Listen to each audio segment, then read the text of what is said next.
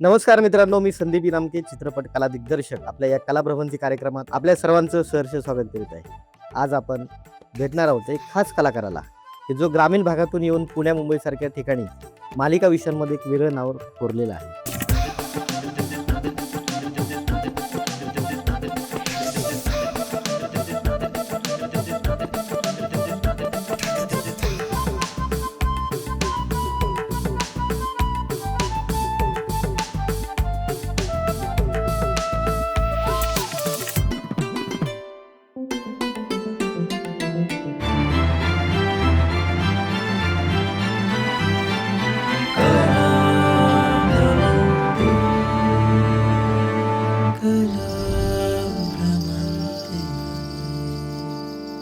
विठ्ठल कटके. विठ्ठलराव, नमस्कार. नमस्कार. नमस्कार. नमस्कार. तुमचं आपल्या या कलाभ्रमंती कार्यक्रमात सहर्ष स्वागत आहे. बऱ्याच मालिकामध्ये तुम्ही दिसलात, वेळी कॅरेक्टर केली. ऐतिहासिक मालिका असतील, संतपट असतील, ते आपल्या घरगुती जे काही मालिकांमध्ये टीव्ही मालिकेत चालतं, वादविवाद, भांडणं-तंडणं, त्यातून गोष्टींमध्ये बऱ्याचदा तुमचा सिंहाचा वाटा आहे, असं मी म्हणेन. त्याच्यामध्ये आता महापुरुषांवरती जे आता सावित्रीबाई फुले, स्वप्नांच्या पलीकडे, राष्ट्रसंत तुकडोजी महाराज, हो. तुझं विण सख्या रे, अशा बऱ्याच मालिका आहेत. तर तुम्ही नक्की ह्या मालिका म्हणजे अभिनय क्षेत्रात नक्की कधी आलात आणि कशी सुरुवात झाली या गोष्टीची? अभिनय क्षेत्रात कधी आलो आता हे सांगायचं म्हटलं तर जरा खडतर आणि अवघड प्रवास आहे. कारण मुळातच मी सासवड सारख्या खेडेगावातून इकडे येतो. त्यामुळे मला जे एवढा सहज आणि सोपा प्रवास नव्हता इकडे यायचा. तुला सांगतो संदीप, ज्यावेळेस म्हणजे मी इकडं ह्या क्षेत्रात काम करायचं म्हणजे आमच्या घरात कुणालाच गंध नव्हता. बरोबर आहे. आमच्या घरात आहे ना सरळ माळकरी वातावरण. माझे वडील विणेकरी, बरं. पंढरपूरची वारी करणारे आणि मला 5 बहिणी आणि त्यांच्यावरती मी 6वा जन्माला आलेलो. त्यामुळं मी लाडका सगळ्यांचा घरातला. बरोबर. त्यामुळे आता काही संबंध नव्हता. 1ली 2री पासून 10वी 12वी पर्यंत कसं तरी गेलो. पण कुठंतरी आहे ना आपण पिक्चर बघायचो. त्या पिक्चरमधून आहे ना असं वाटायचं की यार आपण पण असं काहीतरी केलं पाहिजे. आपण पण असं टीव्हीवरती म्हणजे टीव्हीवर दिसण्याचं आकर्षण होतं. बरोबर. आणि ते फक्त त्या आकर्षणापायी मी इकडे आलेलो. बाकी मी काही आपल्याला माहित नव्हतं. अभिनय काय असतो, काय असतं, काही कल्पना नव्हती. बरोबर आहे. हे बिवरीमध्ये तुमची शेतीवाडी आहे. हो. पारंपरिक व्यवसाय शेती तुमचा सगळा. अ, तुला सांगायचं तर माझा मुख्य व्यवसाय शेती आहे. बाकी मग हॉटेल म्हण किंवा हे म्हणे सगळं सपोर्टेड आहे मला. पण माझा मुख्य व्यवसाय शेती. माझ्या शेतीवरती सगळी माझी उपजीविका चालते. तर मी ज्यावेळेस आहे ना 12वीला सासवडला वाघेरे महाविद्यालयात होतो. आणि तिथे असताना डी फार्मसी कॉलेज आहे आपल्या वाघेरे महाविद्यालयात सासवडला. तर तिथे प्रतीक्षाताई लोणकर आणि प्रदीप पटवर्धन आले होते. 1 दिवसाचं त्यांचं वर्कशॉप होतं त्या फार्मसीच्या मुलांसाठी. आणि मी त्यावेळेस व्होकेशनलला होतो वाघेरेला, शेजारची बिल्डिंग.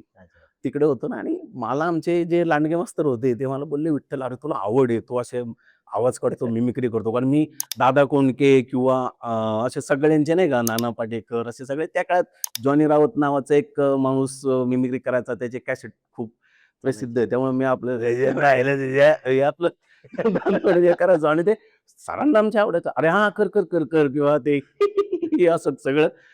त्यावेळी काही येत नव्हतं, कळत नव्हतं. पण काहीतरी करतोय हे आणि शिक्षकांनी ते हेरलं होतं माझ्या, की हा काहीतरी करतो तर ह्याला थोडंसं हे करावं. तर ही 3 माणसं तिथं आली होती. त्यावेळेस प्रत्यक्षाताईंची दामिनी सिरियल खूप जोरात चालू होती. सह्याद्री वाणीवर. हो. तर मग मी तिकडे गेलो आणि त्या मुलांच्यात मी बसलो आणि त्यांचं ते 1 दिवसाचं अख्खं वर्कशॉप मी बघितलं. पण तिथं काय झालं, की ताईंनी किंवा प्रदीपदादांनी काय केलं होतं, की सगळ्यांना एक टास्क दिलं होतं, की तुमच्या पाठीमागं कुत्रं लागलंय. तुम्ही पुढे पळताय आणि पळता, पळता, पळता तुम्हाला दगड उचलायचा आहे आणि त्या कुत्र्याला मारायचं जेणेकरून ते कुत्रं तुमच्यापर्यंत येणार नाही. बरोबर. आता प्रत्येक जण जायचं असं ते 3 जण असे समोर बसलेले आणि आम्ही खाली बसलेलो होतो. ते हां, तू ये रे, तू ये रे असं सगळं जायचे आणि त्या प्रत्येक जण जायचा हवेतून दगड उचलायचा. प्रत्येक जण जायचा असं नाही का, म्हणजे पळतोय इथंच दगड उचलायचा, मारला दगड. इथंच दगड उचलायचा, मारला. आयला म्हणलं हवेत दगड कसा असेल ना, दगड तो खाली असतो ना, जमिनीवरती असणार ना. मग मी गेलो. गेल्याच्या नंतर मी पळतोय ते करायचं होतं ते सगळं केलं. प्रॉपर खाली वाकलो आणि एक वजन असतं दगडाला, एक आकार असतो. तर तो फक्त असा घेतला आणि एवढंच करून असा मारला. सगळं झाल्याच्या नंतर मला प्रदीप दादांनी आणि ताईंनी बोलवलं बाजूला, की "इकडे." म्हणले काय करत होतो? म्हणलं "नाही, मी असं असं शिकतोय." "बरं, बरं, बरं. तुला ह्यातलं माहिती आहे म्हणजे ज्ञान आहे. हां. तू प्रॉपर खाली वाकलास आणि तू दगड मारलास. तर हे तू मुंबईला ये. तुला मुंबईला खूप कामं मिळतील." हां. आणि अशा पद्धतीने सगळं झालं. मग ते कुठेतरी एक किडा म्हणतो ना, तो डोक्यात गेला, की "अरे मुंबई आणि असं." बरोबर. आणि मग मी मुंबईला प्रयत्न केला 1998 साली मुंबईला जाऊन खूप, पण काही झालं नाही. खरं बरं. तर पण ते तिथे एक किडा चावला अभिनयाचा आणि आपण करू शकतो असा एक आपल्याला हे आला हं, हं. आणि मी मुंबईला गेलो. मुंबईला खूप ठिकाणी फिरलो. म्हणजे त्या काळात नवा काळ पेपर आत्ताही आहे मुंबईमध्ये. हां. तर त्याला जाहिरात आहे, कलाकार पाहिजे. मग मी ते खालचा नंबर घ्यायचो. त्या पीसीवरती जायचं. त्याच्यावरती ते ₹1 ₹2 काही कॉइन असतं ते टाकायचं आणि हॅलो, हाँ नमस्कार मैं विठ्ठल कटके बात कर रहा हूँ. आपसे आपका ये ॲड आया था. ऐसा-तसा. मग ते हां, आइये, आइये. असं सगळं आणि मग मी जायचो. पण तिथं काही घंटा घडलं नाही. मी खरं सांगतो. बरं. काही घडलं नाही. फक्त जायचं. हं. तिथं हे अशी 200 पोरं बसलेले आहेत. त्याच्यात आपण कुठं असं हेच कळायचं नाही. पण हे सगळं केलं. काही जमलं नाही पुढं. हं, मग हं. परत 98 99 2000 सालापर्यंत मुंबईमधून परत म्हणले हे आपलं काम नाही. हं, हं. आपलं परत गावाकडे चला. गावाकडे आलो. शेतीला परत आपलं जे काय होतं ते कॉलेज, शेती असं तसं सगळं. तो पण शिक्षणाला खरं सांगायचं तर 12वी मध्ये रामराम ठोकला. ठोकलेला होता. म्हणजे मी 12वीत कशी झाले हे जर ऐकतील म्हणजे तुला सांगतो मी 12वीची परीक्षा 2-3 दिवसावर हं, हं, हं. आणि 3-4 दिवस आधी का कुणास ठाऊक डोक्यात आलं ते मला माहीत नाही, की नाही, नाही हे शिक्षण आहे आणि काय होते नाही आपल्याला मुंबईला जायचं आणि मी गरीब फुल अशा थापा-बिपा मारून नाही, नाही आपलं शिक्षण नाही अण्णा म्हणजे मी वडिलांना अण्णा म्हणत होतो. हां. अण्णा असं-असं आहे, तसं-तसं आहे. बरोबर. मी मुंबईला जाणार, मी हे करणार आणि आमच्या बहिणीचा गाळा मार्केटला गाळा आहे वाशीला. हां. मी हे करतो, ते करतो असं करून फुल मी मुंबईला बरं वडील अडाणी त्यामुळे त्यांनाही तेवढं काय फक्त त्या शिक्षणाचं हे नव्हतं. पण ते सांगायचे, की "बाबा तू शिक्षण कर." कारण शेवटी काय आहे ना, की शिक्षण खूप महत्वाचं आहे. म्हणजे मी खरंच सांगतो आवर्जून, की मला आत्ता त्या गोष्टीची जाणीव होते प्रकर्षाने, की हं, हं. जर माझं ग्रॅज्युएशन झालं असतं, मी चांगलं शिक्षण घेतलं असतं, तर आज जो मला प्रॉब्लेम फेस करायला लागतो बोलण्याचा, म्हणजे भले ती आपली भाषा नाही आहे इंग्लिश, बरोबर. पण जेव्हा समोरचा माणूस आहे ना, हाऊ आर यू? आणि असं काय हे बोलत असतो, तर मी फक्त अच्छा हां का? बरं, बरं, बरं. मग आणि मी त्यातलं काही 1-2 शब्द कळले, तर आता ऐकून थोडंफार येतं नाही असं नाही, पण त्यातले 1-2 शब्द कळाले, तर त्याला उत्तर द्यायचं नाही, तर बाबा मराठीत बोल ना. आणि इथून पण सुरुवात होती कधी-कधी. बरोबर. तर ते शिक्षण खूप महत्वाचं आहे. मग मी ते बऱ्याच गोष्टी काढल्या. परत मी आता तो प्रॉब्लेम खरं तर फेस करतो. पण मी पुन्हा आलो, मी घरी परत आलो. गावाकडे आला. गावाकडे आलो आणि पुन्हा प्रॉपर शेतीला सुरुवात केली. मग पेरूची बाग लाव, हं. अ, अंजिराची बाग लाव, सीताफळ लाव, असं सगळं लावलं प्रॉपर नियोजनाने. कारण मला आवड, मी दुसऱ्याच्या हाताखाली काम करू शकत नाही, ह्याची मला जाणीव झाली होती, की कारण हं, मी हं. नोकरी करणार नाही, हे मी पहिलंच ठरवलेलं होतं. बरोबर आहे. बरोबर. आणि महत्वाचा मुद्दा संदीप सांगायचा आहे तुला, की ज्यावेळेस आपण गावाकडनं येतो ना, ह्या अभिनय क्षेत्रामध्ये काम हो, करायला, हो, हो. त्यावेळेस एक गोष्ट लक्षात ठेव, की मला माझ्या वडिलांना इतका त्रास झालाय. मला आत्ता ते खरंच सांगितलं पाहिजे, ते आता गरज आहे सांगणं त्याची, की एक तर खेडेगाव आणि अरे माझ्या अण्णांना म्हणजे, "यार काय तुझा पोरगा काय करतो ते? कुठं जातो? काय करतो? ते आपलं काम आहे का? हां? हं, ते हं. आपल्याला आपल्यासारख्यांचं काम नाही ते आणि काय आणि ते तुझ्या पोराला घेणार आहेत का तिथं टीव्हीत बरोबर. काम करायला?" बरोबर. कारण ती मालिका-बिलिका काही शब्दाचा काही संबंध नव्हता. हं, टीव्हीत काम करायला घेणार आहेत का? कुठं काय असं तसं. हं, फक्त अण्णांचा विश्वास होता माझ्यावरती, की जर तू म्हणतोय, हं, तर तू करणार हं, आणि त्यांचा विश्वास शेवटपर्यंत फक्त त्यांनी एक मला सांगितलं होतं, हं. की जिथं तू काम करतोय तिथलं कारण आपल्या ह्या फिल्म म्हणा, सीरियल म्हणा, नाटक म्हणा ह्याच्याविषयी ना खूप निगेटिव्ह आणि चुकीच्या गोष्टी आत्ता सांगितल्या जातात, की हं. म्हणजे मुला-मुलींच्या म्हणा किंवा हे तुम्ही बरोबर आहे. आता सगळे जाणता खरं तर. हं, फक्त त्यांनी हे सांगितलं होतं, की "बघ बाबा, तू जातोयस तिकडं, फक्त तुझ्या कुठल्याही कृत्याने, वागण्याने हं. मला गावात मान खाली आणायला लागली नाही पाहिजे. एवढं फक्त सांभाळ, बाकी काही नाही." आणि मी ते खरं सांगतो आजपर्यंत जपलंय प्रकर्षाने 20-22 वर्ष झालं मी काम करतोय. बरं म्हणजे आता मुंबईला जायचंय, कुठेतरी पिक्चरमध्ये काम करायचंय. मग यावेळेस आईचं काय म्हणणं होतं नक्की? बरोबर आहे. हां. आईचं ह्याच्या वेगळंच म्हणणं होतं. कारण मी साधारणतः 21-22 वर्षाचा होतो हं, हं, हं. आणि आईनी मग घरात जेव्हा "तुला करायचं ते कर. पहिलं लग्न कर आणि मग तुला करायचं ते कर." अरे! लग्न करून मग काय? असं काय? भाई ह्याच्या पाठीमागचा बरोबर आहे. हेतू काय होता आईचा, की हं, हं. एकदा लग्न केलं, हं, हं. मग कशाला मरायला जातंय मुंबईला हे? हां, बरोबर. बायकोच्या ह्याच्यात अडकून पडेल. संसारात एकदा अडकला, की काय पुढे जात अडकला. नाही. म्हणजे म्हणजे आईला कारण त्याचं कारण म्हणजे आई तिच्या ठिकाणी बरोबर होती. खरं सांगतो. त्याचं बरोबर आहे. कारण पण का? हं, हं. कारण काय एक तर 5 बहिणीनंतर मी हं. 6वा आणि मला मोठा भाऊ होता. तो 20-21 वर्षाचा असताना वारलेला. त्यामुळं माझ्यावरती जास्त सगळी प्रेम भिस्त करायचं. आणि मग मी लाडका. मला थोडं जरी काय झालं तर त्यामुळं आईचं ते म्हणणं बरोबर होतं. कारण तिला आईला मला तिच्यापासून बाजूला करायचं नव्हतं. मला ते एक लेकरू आपण म्हणतो ना, असं करायचं होतं. कारण त्यामुळं आई तिच्या ठिकाणी बरोबरच होती. त्याच्यात वादच नाही. मी हे केलेलं आहे. अशा पद्धतीने मी खरं तर माझा इकडं बरोबर. ओढा सुरू झाला यायचा. नाही म्हणजे मी म्हणतो आता एक सिंहावलोकन परत झालं असं म्हणतो आपण, की म्हणजे परत गेला, हं. शेताकडे आला, हो. पण झाला आणि परत नंतर वाटलं, की अरे आता हे काम केलं पाहिजे. मग असे कोणता प्रसंग घडला, की आता परत फिल्म इंडस्ट्रीत आला? अ, प्रसंग काय झालं ना, की माझे बघ आता पुन्हा आहे ना, मित्रपरिवार ह्याला सगळ्या गोष्टींना खूप कारणीभूत म्हणजे असतो. चांगली गोष्ट करायला पण मित्रच जबाबदार असतो आणि एखादा मुलगा वायाला जातो म्हणजे तो वाईट संगतीत जायला सुद्धा म्हणजे बरोबर. तसं म्हणणं चुकीचं आहे, पण हं. बऱ्यापैकी मित्रपरिवार असतो जबाबदार, नाही हं. असं नाही. पण माझा जो मित्रपरिवार आहे, तो मित्रपरिवार सकाळ पेपरला जाहिरात आली होती, तर मी पुण्यात कमी यायचो आणि माझा मित्र दिलीप कामते हं, माहिती आहे. हं. तर तो पुण्यात यायचा प्लंबिंग काम करायचा आणि त्याने ते बघितलं आणि त्याच्या डोक्यात होतं, की ह्याला हे ते. तर त्याने सांगितलं, "ऐक ना बाप्पू, असं अशी एक ॲड आहे आणि तू जा तिकडं." हं, हं, हं. अरे म्हणलं, "जाऊ दे मरू दे आता." नाही, नाही असं. "नाही, नाही, तू कुठे थांबतो?" म्हणला, "तुला आवड आहे, असं तसं आहे, तू जा." अरे देवा! मग ते बघितलं तर योगेश सोमन नावाच्या व्यक्तीची ती ॲड होती आणि ते हं. 6 महिन्याचं त्यांचं वर्कशॉप. वर्कशॉप होतं अभिनयाचं नाटकासाठीच्या. मग आम्ही गेलो त्यांचं एरंडवण्याला घर आहे. मग तिथं मला पुण्यातलं खरं सांगतो तसं काही माहीत नव्हतं कुठला एरिया काय नाही. पण तो फक्त दिलीपला प्लंबिंगचं काम करत असल्यामुळे त्याला हं. सगळा एरिया गल्लीनं गल्ली माहिती पुण्यातली होतं. माहिती होती. मग मी एरंडवण्याला त्या गेलो होते. कुठलं तरी एक पार्क आहे. त्या पार्कच्या समोरच त्यांचं घर आहे. हं. राजश्री सोसायटीमध्ये. मग तिथं गेलो, त्यांना भेटलो. त्यांना भेटल्याच्या नंतर फक्त त्यांची फी ऐकली. फी ऐकल्याच्या नंतर सांगितलं, "बाबा एवढी काही लगेच मी देऊ शकत." म्हणजे जास्त नव्हती खरं तर. बरोबर आहे. म्हणजे अजिबात जास्त नव्हती. काय ते लय हजारात वगैरे अशी काही नव्हती. नॉमिनलच होती. पण तेवढी आपली परिस्थिती नव्हती द्यायची. तर मग ते म्हणले, "नाही, नाही, काही हरकत नाही. तू आलाय इथपर्यंत गावावरून आणि तुला याची आवड आहे हेच माझ्यासाठी खूप महत्त्वाचं आहे. बरोबर. तुला जसे पैसे येतील तुझ्याकडे तसे पैसे दे. मी आहे. फक्त तू यायचं थांबू नको." हं. आणि मग मी त्यांच्याकडं 2003 साली पुन्हा जॉइन झालो. मग त्याच्यातून मग मग ते आता एकदा त्याच्यात पडल्याच्या नंतर मग एकांकिका, हे ते मग नेपथ्य त्यांनी मला नेपथ्य पण शिकवलं. अरे वाह! संगीत कसं द्यायचं म्हणजे हं, हं. नाटक चालू असताना वाजवायचं ते सगळं करून दुसरेच द्यायचे. पण मी आपलं ते बसायचो हे करायला. मी नेपथ्याच्या सगळ्या जबाबदाऱ्या, लाईट्स हे ते हं. सगळ्या गोष्टी केल्या. मग प्रयोग हे बाकी स्टेजवरती मी नाही आलो त्या काळात खरं तर जास्त, पण बाकीचे सगळे असायचे.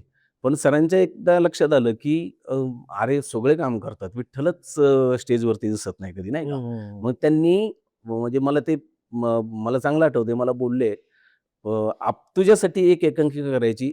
ज्याचे त्यांनी खूप आधी प्रयोग केले होते. ती एकांकिका होती बोलट आणि त्यांनी माझ्यासाठी त्या एकांकिकेचे 5 प्रयोग केले. बरं.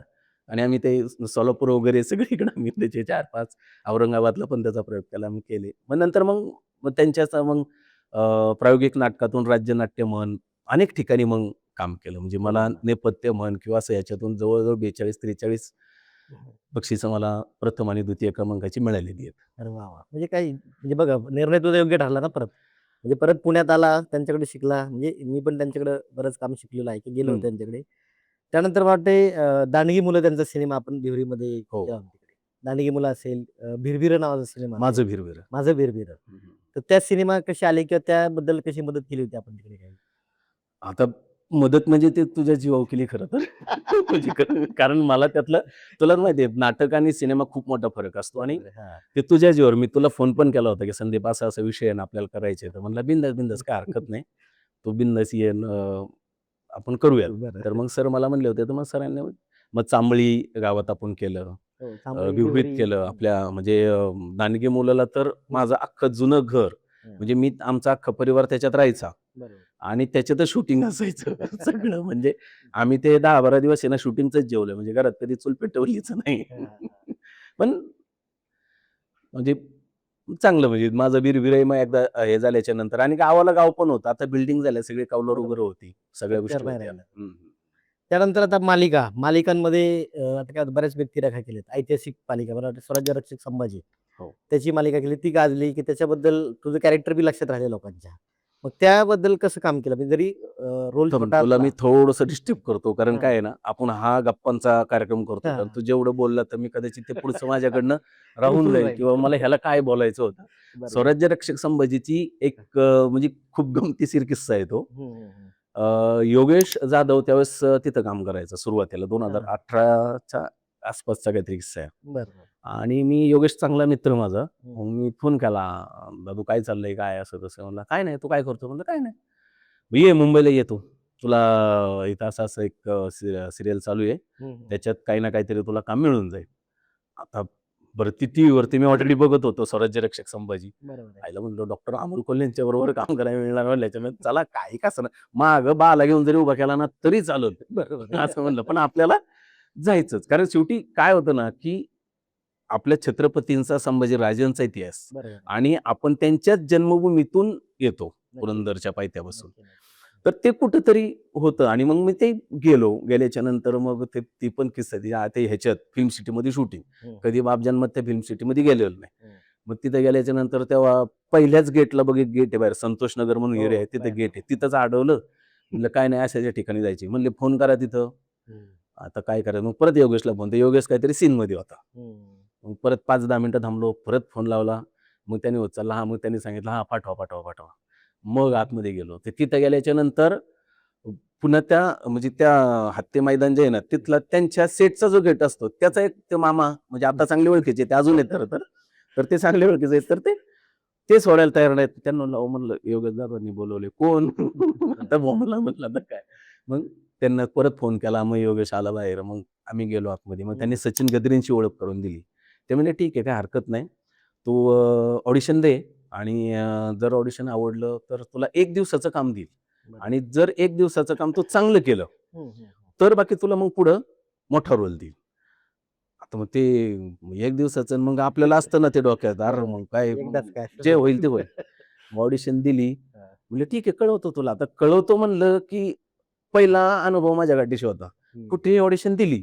हम्म. ठीक आहे, सांगतो तुम्हाला. तुमचा नंबर दिलाय ना? हो, दिलाय. मग सांगतो तुम्हाला. मग जायचं, परत सांगतो, ह्याला काय ते गेलं. हेच नाही. म्हणे मग येतच नाही फोन. मी खरं सांगतो. मग ती ऑडिशन चांगली झाली. आपण किती म्हणणार, "दादा ऑडिशन कशी झाली?" "तसे तरी सांगा." "हां." "अरे हां, काय? सांग ना बाबा काय झाली? कशी झाली?" ते बरोबर. शेवटी एक कलाकार एक म्हणून कुठेतरी आपल्याला आहे ना आशा हां, आशा लागलेली असते. असतं ना, की हम्म. भले सिलेक्शन नको होऊ दे, पण बरोबर. आपल्याला कमीत कमी नाही का असं कळू दे, की बाबा चांगली झाली, वाईट झाली. त्याच्यात आपल्याला सुधारणा करता येते. बरोबर. पण नाही, मग ते ऑडिशन गेलो. म्हणलं चला ठीक आहे, काही हरकत नाही. बसमध्ये आता गाडीचं काय संबंध नव्हतं. बसनीच गेलो. एक बरोबर घरी पोहोचलो मुंबईतल्याच. त्यावेळेस तिथं राहायचो आम्ही माढामध्ये. घरी पोहोचलो. पोहोचल्याच्या नंतर गद्रेंचा मला फोन आला. हम्म, हम्म. "कुठे आहेस तू?" म्हटलं, "सर इथेच आहे." "बरं, उद्या सकाळी 9 वाजता सेटवरती ये. काळोजी कुंभार नावाचं कॅरेक्टर आहे आणि ते कॅरेक्टर तुला करायचं आहे." हम्म. पाहिलं तेव्हा हे झालं ना, म्हणलं अरे काहीतरी आलं नाही, नाही, अचानक. काळोजी कुंभार म्हणजे आपण माहिती आहे ना, काळोजी कुंभार म्हणजे हे इकडनं हे करून आले, मग त्यांनी तो सुटका झाली आग्र्याहून, मग ते हो. हे झालं ना, मग त्यांनी ते दूर केला आणि मग हा. त्या दिशेने म्हणजे बरोबर आहे. मग मोठं कॅरेक्टर character. हां, मग ते डोक्यात आलं. आईला म्हणलं कमाल आहे आता वाह! म्हणलं देव देतो तर नाही का, अशा पद्धतीने मी दुसऱ्या दिवशी फुल असा हे करून गेलो तिथं दाढी-बिढी करून. दाढी दिसली गेली. म्हटलं अहो ते काय असंच लागत होतं नाही का? हा. त्यांना तर रोजच टास्क देत होता. मी फुल दाढी-बिढी करून छान मी गेलेलो. पण ठीक आहे. तिथं गेल्याच्या नंतर त्यांनी दिलं ते धोतर, हा. ते बंडी बिंडी सगळं काय. बंडी ती असते ना ती आणि मुंडासा हम्म. एवढंच. बस तेवढंच. एवढंच आणि बाजारातला सीन. छोटे छत्रपती संभाजीराजे आणि त्यांच्याबरोबर ते बाजारातून फिरत असतात. ते मडकी-बिडकी आणि मी मडकी विकतो. अच्छा. हा. हा तो सीन. बरं. बरोबर. त्या मडकी विकणाऱ्याचं नाव काळोजी कुंभार असतं. त्याचा आणि त्या दुर्पेट करणाऱ्याचा काहीही संबंध नव्हता. म्हणलं आता काय हरकत ते केलं. तो डायलॉग होता छान. पण तो चांगला झाला. म्हणजे मला अ, कार्तिक केंडे सर होते आणि आपले विवेक देशपांडे. बरं. दोघं पण होते आणि मला सांगितलं होतं, की विवेक सर हा सीन घेणार आहेत आणि ते खूप कडक शिस्तीचे आहेत. त्यांच्यासमोर चुकला, की ते म्हणजे ते बरंच काय असं मी ते ऐकलेलं होतं. म्हणलं ते दडपण पण आलं होतं. हम्म. पण कार्तिक सरांनी खूप हे केलं, सहकार्य केलं. मग त्यानंतर बाजूच्या खेमचे असिस्टंट वगैरे होते. शिरीष आता जो सखा माझा पांडुरंगचा हो. डिरेक्टर आहे सिरीज खरात, हम्म. तो आता तो सातारचा असल्यामुळे त्याने मला अजून जास्त समजून घेतलं आणि मला सांगितलं की नाही तुला काय करायचे राधे मी आहे ना, असं करून मग त्यांनी ते पाठांतर आणि अमोलदादा बरोबर स्वतः अमोलदादा पण म्हणले झालंय ना रे तुझं का पाठांतर? हो. हो सर. असं करून पण तो झाला सीन प्रॉपर झाला, चांगला झाला, मस्त झाला आणि मी निघालो ते एकाच दिवसात शूट होतं गेलो. मग सरांना निघताना सचिन सरांना, गद्रे सरांना म्हणलं, "सर काय चाललं?" "हो, हो, हो, हो." त्यांनी त्यांची स्टाईल "हो, हो, हो," असं करून त्यांनी सांगितलं. मी आपलं आलो पुण्याला निघून. बरोबर 1 महिना गेला आणि आपल्या वीरची यात्रा असते बघ. हो. आपण वीरला रेंज कमी असते. तुला जर काय माहिती. कल्पना आहे. हा. आणि तिथं ते गोपाळ घालायचा कार्यक्रम चाललाय आणि फोन आला सचिन गद्रे. "हां सर." "हॅलो." "हां." "हॅलो." "सर आवाज थोडा." गेला रोल गेला काय. हां, नाही ना. म्हणजे मला जसा फोन केला, मला इकडे का अंबेमानी मला दडपण वाढायला लागलं. मला असं वाटायचं की आता पळत सुटावं काही इकडून नाही का म्हणजे बरोबर. वीरमधून बाहेर कुठेतरी जिथं रेंज येईल तिकडे जाऊन थांबून पहिला फोन करायचा. कारण सरांचा फोन आला म्हणजे कामासाठी झाला. हे महत्वाचं काम. डोक्यात. मग मी ते आपलं हे करत तरी पण लागला असं नाही का हे करून असं लागलं. "हां सर." आता त्यांनी आपल्या जाऊन "हां, तू उद्या काय करतोयस?" म्हटलं, "काही नाही सर." "बरं आपण करतच काय नाही?" "काही नाही सर." "काही नाही." "एक काम कर, उद्या सकाळी 8 वाजता पोहोच फिल्म सिटीला." हा. म्हटलं, "हां का? बरं, बरं, बरं." खानसामा कॅरेक्टर आहे आणि ते तुला करायचे आणि आता हे बरेच दिवस आहे.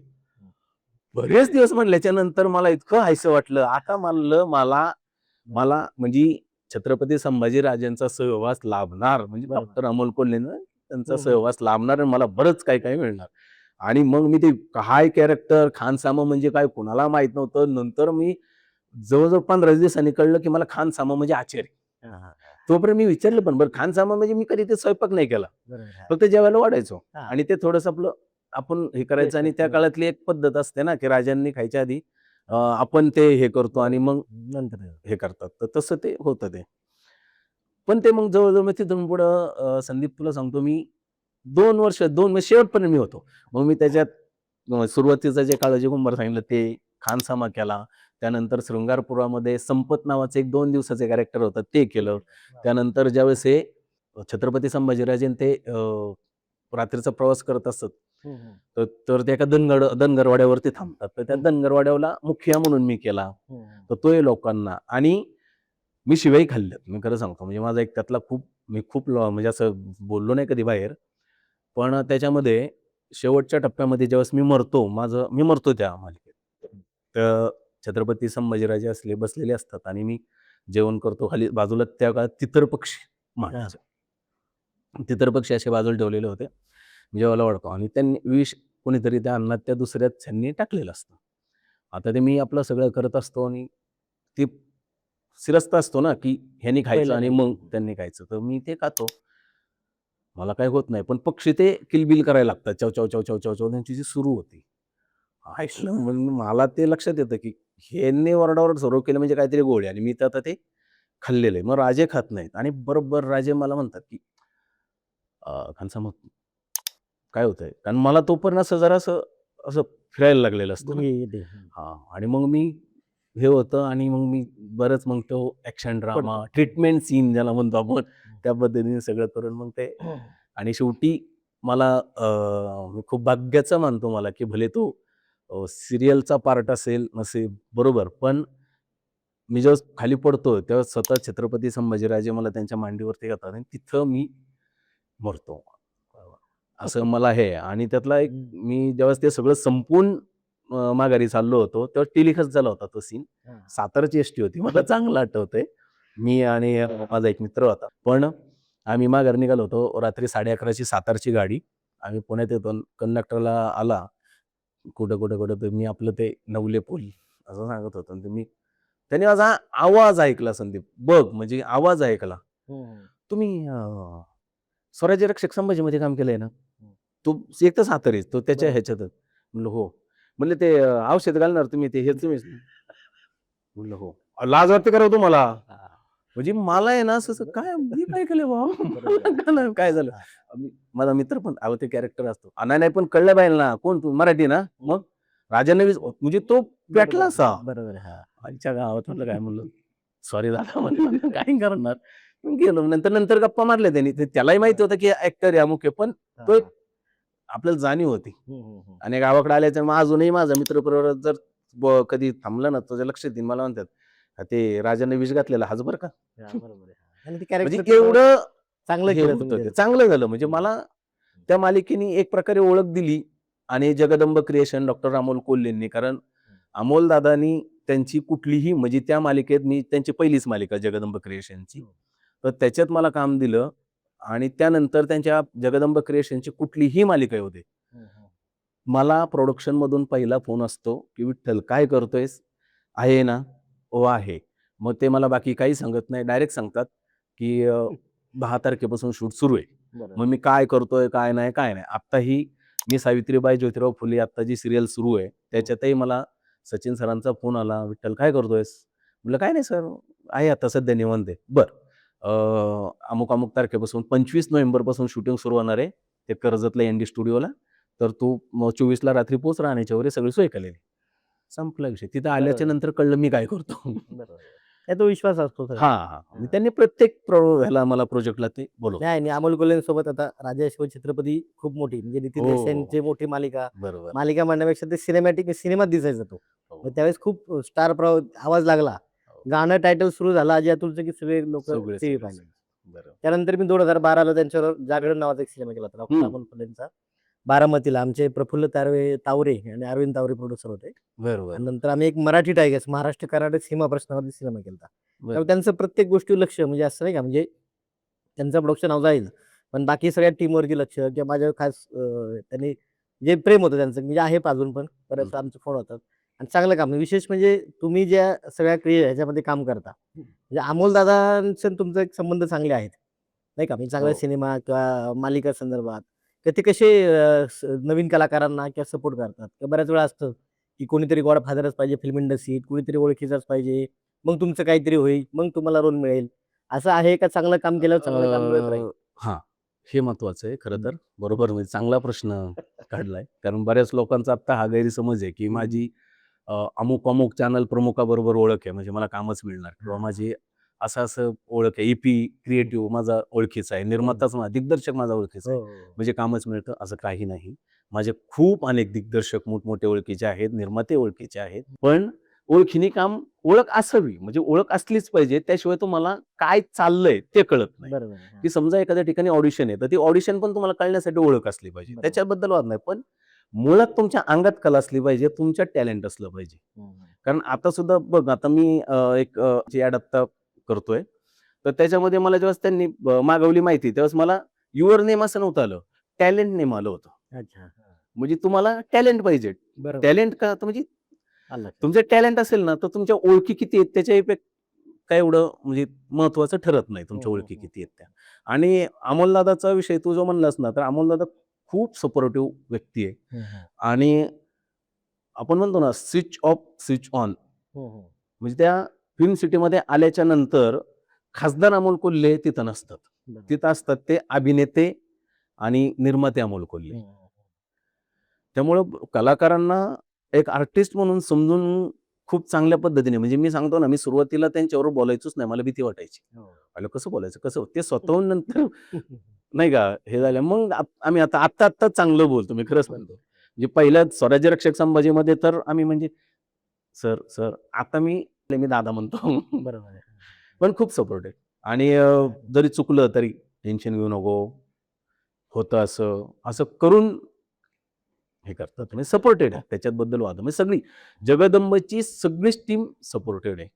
आता मालिका म्हणले काय होतं, आता मी तर चित्रपटात जास्त काम केलंय. मालिका थोड्याफार केल्या. तुम्हाला कलाकार म्हणून मालिका महत्वाची. टीव्हीवर तुम्ही दिसता, रोज लोकांच्या समोर येता. तुम्हाला कंटिन्यू त्या ह्याच्यात राहावं लागतं. मग नेहमी आता भिवरी, सासवडपासून पुण्याला जा, मुंबईला जा. तो प्रवास, जाणं-येणं, राहण्याची व्यवस्था म्हणजे बऱ्याच सुरुवातीच्या काळात थोडा स्ट्रगल होतो.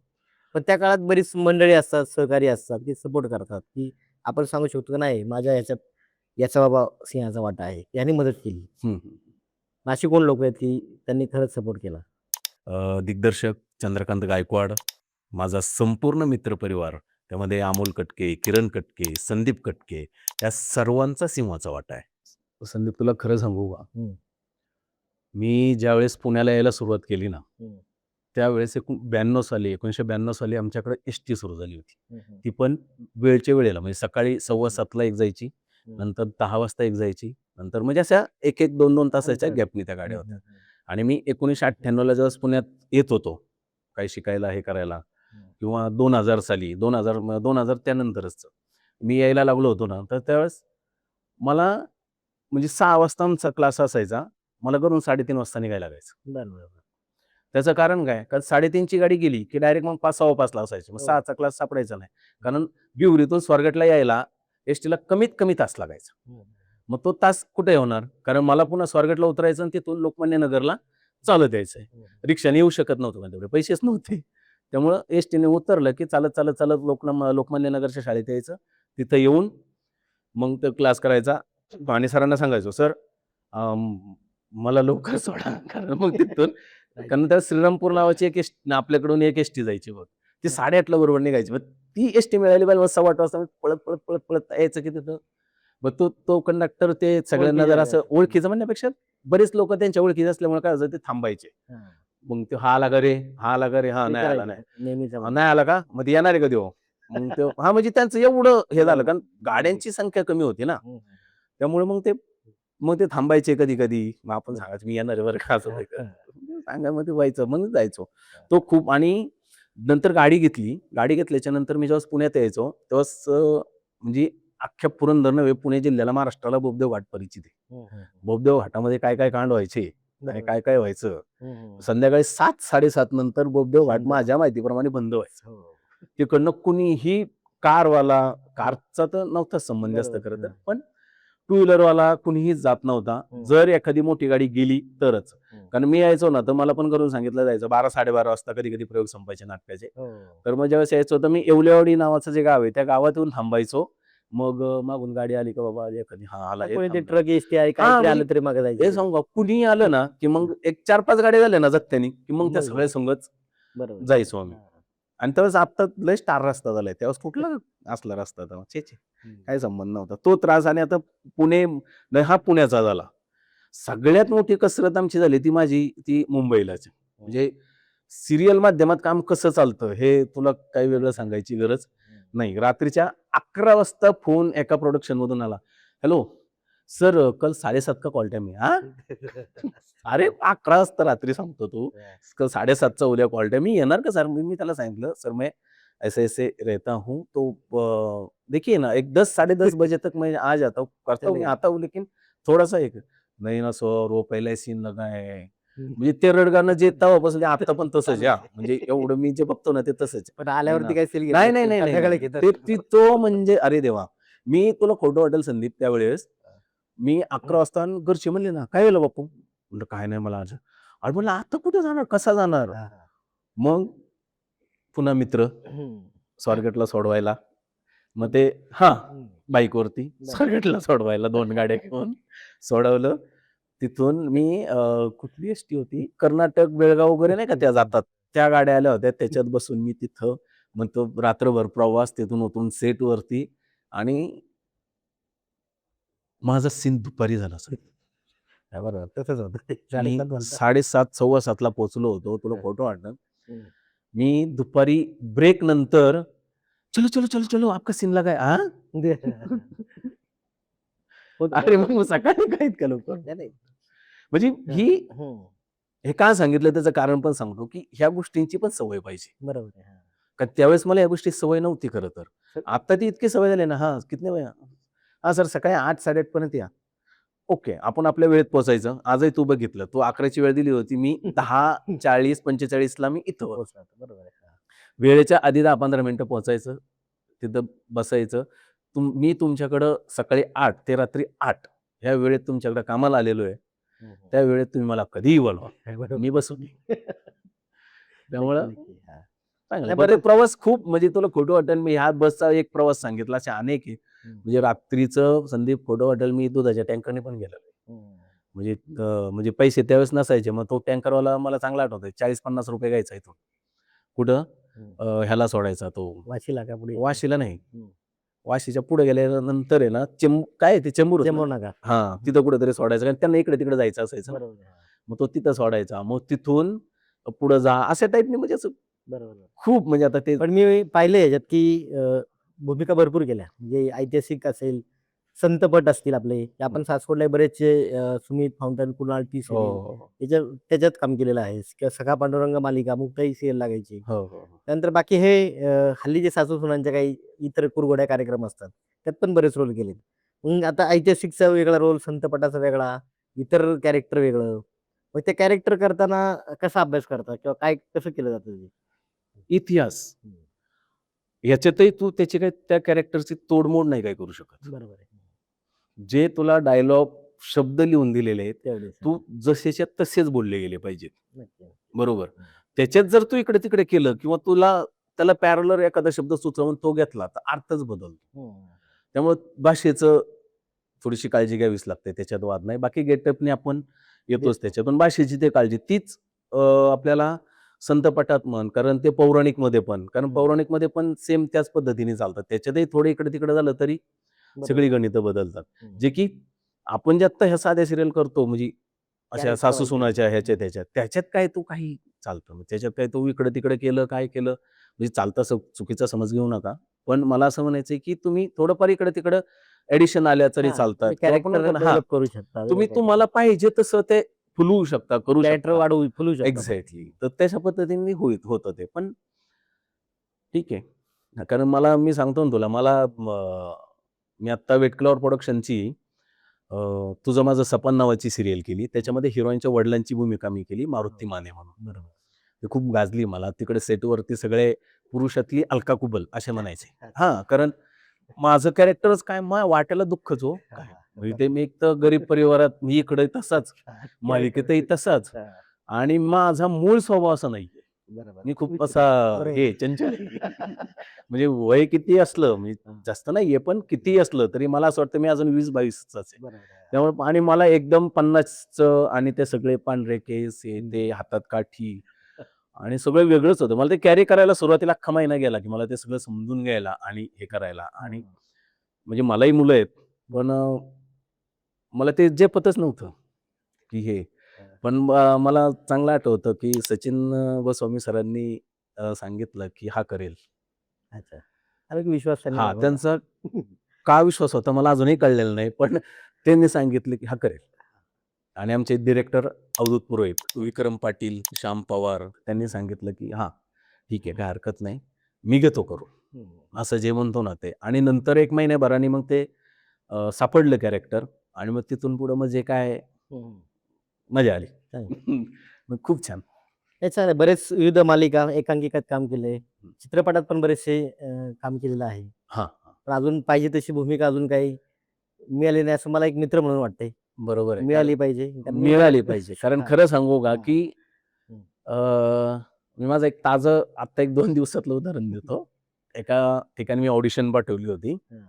मला सांगण्यात आलं, की मी मी फोन केला आणि म्हटलं, "काय आहे, झालं का असं?" "हो, हो, हो, झालं. पण ते काय आहे ना, तू गावाकडनं येतो ना, त्यामुळं ते हे होतंय जरा." म्हणजे मला ते कळलं नाही काय. कारण मी खरं सांगतो संदीप, मी मुंबईला गेलो ना, तर हं. मी न, ण, च, च, छ सगळं येतं हां मला. म्हणजे हं. असं काही नाही, मला येत नाही असं काही नाही. मला सगळं येतं. हं, हं, हं. मी प्रमाण भाषा खूप छान बोलतो. पण का कुणास ठाऊक तेवढ्यापुरतं मर्यादित ती भाषा असावी असं मला वाटतं. कारण तुम्ही काम करता ना, हं. तिथं बोला ना, तुम्हाला डायलॉग दिलाय ना, तर त्या पद्धतीने तुम्ही बोला. पण ते संपल्याच्या नंतर तुम्ही विठ्ठल खटके आहे ना, बरोबर आहे. हां. बरोबर का नाही? आपलं हां, रेग्युलर म्हणजे ते आयुष्य. हं. तुझं जे तुझं आहे ना, ते तू हे केलं. बरोबर. त्यामुळे मी मुंबईत गेलो माझ्या पद्धतीने असतो, पुण्यात आलो पुण्यातल्या पद्धतीने असतो. मित्र जसा माझा मित्र तसं मी त्याच्याबरोबर बोलतो. आणि गावाकडे गेल्याच्या नंतर मग मला ना च घेणं देणं असतं, ना चं असतं, ना काय मग हो दे तिच्या आईला अशा पद्धतीने असतं. बाकी काही नाही नाही पण पण आता काय होतं, आपण आता बरेच सिनेमे सासवड किंवा पुरंदर भागात होतात. हं, ते भोर परिसरात शूटिंग असतं. बऱ्याच वेळा छोट्या-मोठ्या भूमिका येतात. हं. पण आता चांगलं असं वाटतं का, की आता चांगलं काम केलंच पाहिजे. आता आपल्याला वाटून नाही, की बरीच निर्मिती संस्था आहेत, ओळखीचे आहेत, परिचयाचे आहेत. ते तेच मी हां. ते तेच म्हणतोय मी, की चांगलं काम केलं पाहिजे, हं, हं. असं लाख वाटतं मला. हं, हं, हं. बरोबर. पण मी आत्ता तुला सांगितलं तेच ना, गावाकडनं येतो. नाही तसं काही नाही, नसतं. नाही. मला गावाकडनं येणं सांगण्याचा काय हां. उद्देश काय आहे, की हं. एकदा देऊन तर बघा. बरोबर आहे. हां. एकदा तुम्ही मला आहे ना, ते कॅरेक्टर देऊन बघा ना. बरोबर आहे. ह्याला जमतं का नाही जमतं? बरं मी म्हणत नाही, मला डायरेक्ट घ्या. मी काय म्हणतो ऑडिशन घ्या ना माझं. जर तुम्हाला वाटलं की हा प्रॉमिनंट हे कॅरेक्टर करतो, ह्याच्यात तेवढा कॉन्फिडन्स आहे आणि ह्याच्याकडनं आपण ह्याने आता 90% केले, अजून 10% ह्याच्यातलं आपण काढून घेऊ शकतो. बरोबर. देऊन तर बघा ना कमीत कमी. नाही बऱ्याच वेळा असं होतं ना, की किंवा कधी-कधी आपण जायला समोर भेटायला हे होतं, म्हणजे लेट होतो. लेट होतो, उशीर होतो, की आपण लाजतो बऱ्याच वेळा किंवा हं. घेतील का, होईल का?